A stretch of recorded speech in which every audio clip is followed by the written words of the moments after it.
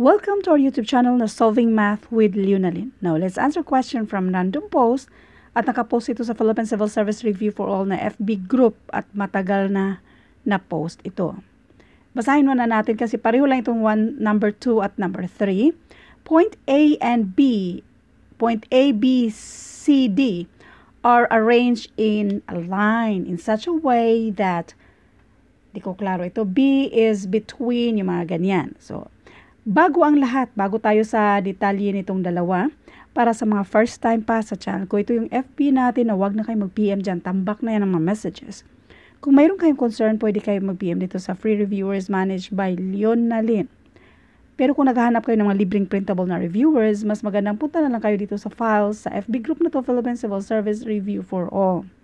Otherwise, basahin nyo, ugaliin yung basahin yung mga auto-reply natin dito sa Free Reviewers or dito sa Leonalyn Vlog. Pero hindi kasi sa lahat ng panahon ay lahat talaga kayo masisendan ko.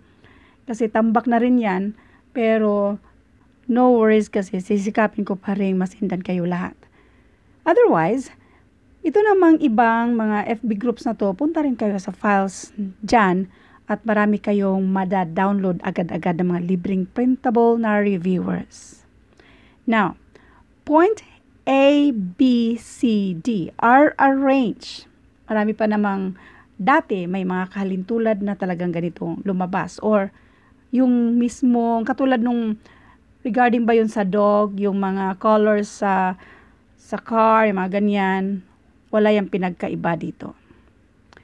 Point A, B, C, D are arranged in a line in such a way that B is between C and D.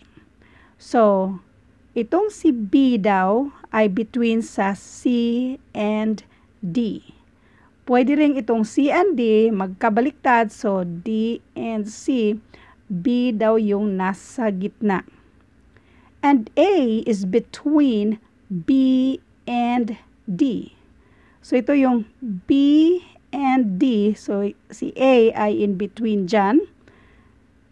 B and D, pwedeng D and B, in between dyan ay si A. So therefore, this is, ang arrangement natin ay C, B, A, D, at yung isang posible ay D, A, B, C.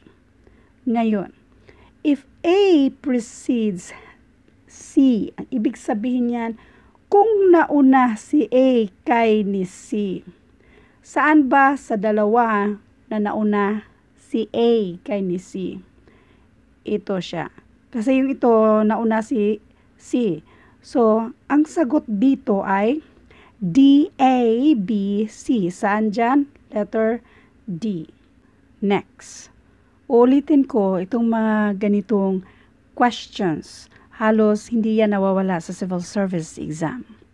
Points E, F, G, I are arranged in a line in such a way that F is between G, I. So, magsulat tayo ng G, I, tapos I, G, at F ang nasa gitna.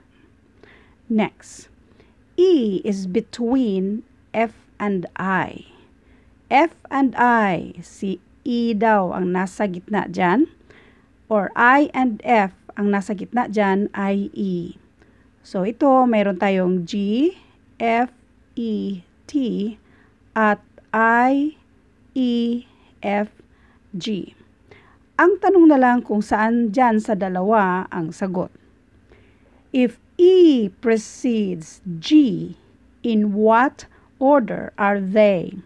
Ibig sabihin nito, kung nauna daw itong si E kay ni G. Dito nauna si G kay ni E. Si E ang nauna kay ni G. So therefore, hanapin natin sa choices kung nasaan yan ay E, F, G, letter D. Again, kapag mga ganito, huwag niyong i-memorize yung sagot, kundi yung paraan kung paano natin ito sinagutan. Thank you and God bless.